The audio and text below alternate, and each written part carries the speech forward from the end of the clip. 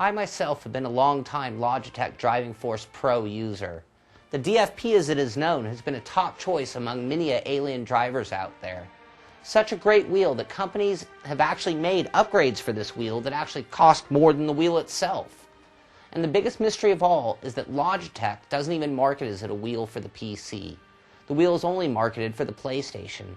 Now trust me friends, the wheel works for the PC as well. Now Logitech has recently released the newly improved and much designed Logitech Driving Force GT wheel. This replaces the old wheel and has blatantly been redesigned. And again, it is only being marketed as a PlayStation wheel. So before we find out if this one works on the PC, let's take a good look at it and then compare the differences between the new one and the old one. At first sight, there is a lot to take in looking at the Driving Force GT. It has more buttons and knobs than you could ask for. The layout is pretty nice in my opinion, but some might even call the wheel cluttered.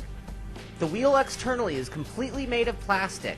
The case feels tight and is also very sturdy. The wheel itself is an 11-inch wheel with a rubber grip with texture. In addition, it has a very nice ergonomic shape. On the wheel are 14 buttons, a hat switch, and the red knob, which offers 24 rotational positions. The wheel also has a paddle, well, buttons. There are two larger buttons on the back of the wheel spokes for paddle shifters. The center button is a lit up GT logo, and it also works as a button for maybe the horn?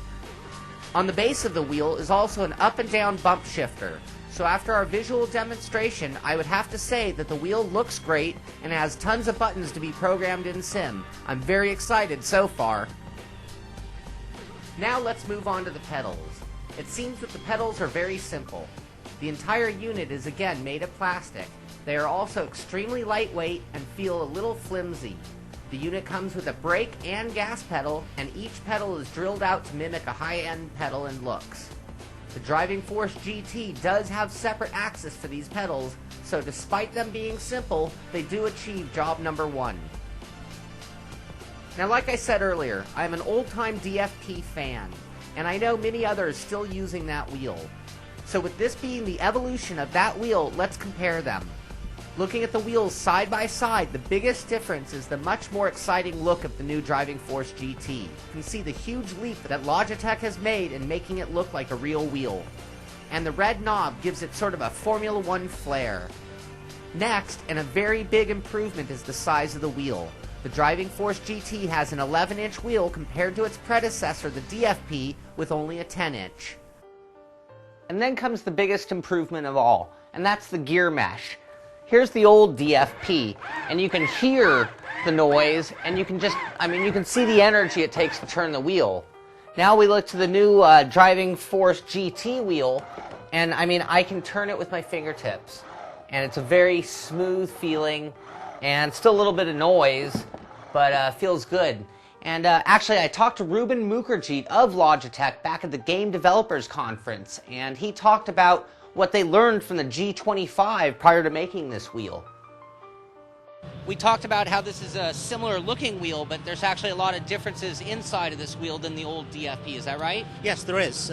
We learnt a lot with the G25 wheel. It's been a great success for us. And when we were working with Polyphony on the tuning of the force feedback, it really does behave very, very differently to the Driving Force Pro. The torque delivery is very different. There's much more information in the dead ahead position. Quite honestly, before the Driving Force Pro, most force feedback was really a special effect. You know, you felt it when you crashed, but that's just a special effect. It doesn't really help your driving. But we really are getting closer to giving you the true feel of what the car's doing. You can feel the understeer building up as the front tyres load as you go into the corner if you get the line wrong. And it's the sort of level of information you can get now. So the actual way we've geared the force feedback and the tuning of the force feedback motors and the way the torque is delivered and the way the signals come from the game are really tuned to try and give you much, much more information. We like to think that if the video is now high definition, this is force feedback that's got the same sort of high definition to help you get that faster lap time in. Right. Now again, I remind you, the Logitech Driving Force GT is a PlayStation wheel. They make no claims that it is to be used as a PC wheel. So let's plug it into our PC and see what happens. Now, I went and downloaded the newest Wingman software and installed it so the moment I plug the wheel in, Windows recognizes it. And the Wingman profiler thinks that I am using a DFP wheel. Well, that's promising.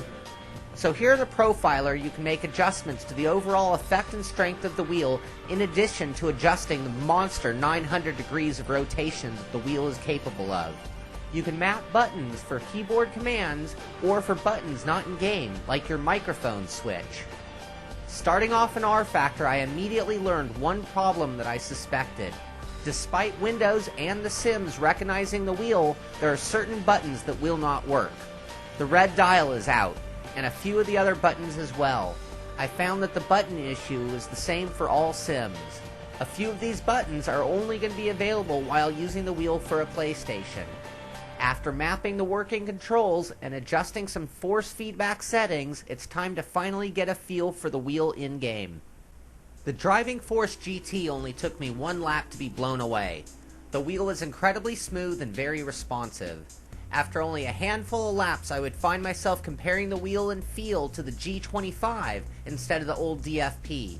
There is no resemblance to the DFP in feel. I would switch from sim to sim and find that the wheel comes through spectacularly in all of them. Live for Speed has always been one of the most plug-and-play when it comes to force feedback settings, and the Driving Force GT loves this sim. Race 07 also has great force feedback. And for me, I had to make a few adjustments to the force feedback settings, but once I got the wheel dialed in, bam! I have a wheel that is giving me wonderful response. I can feel the rear end breaking loose. I can feel the wheels gripping the road. The same story goes for the whole fleet of Simbin titles. A little tweaking and this wheel is one of the best. R Factor? Well, let's face it, there is a little R Factor in many Sims, and R Factor is a mod-dependent sim.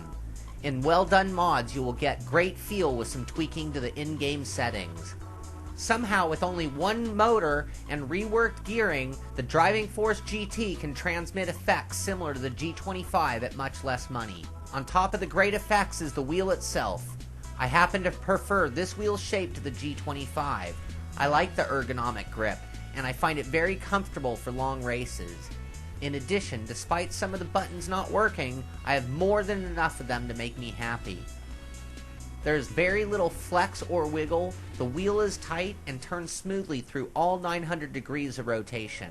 When really going back and forth on the wheel, it can be a little bit noisy, but no worse off than other force feedback wheels.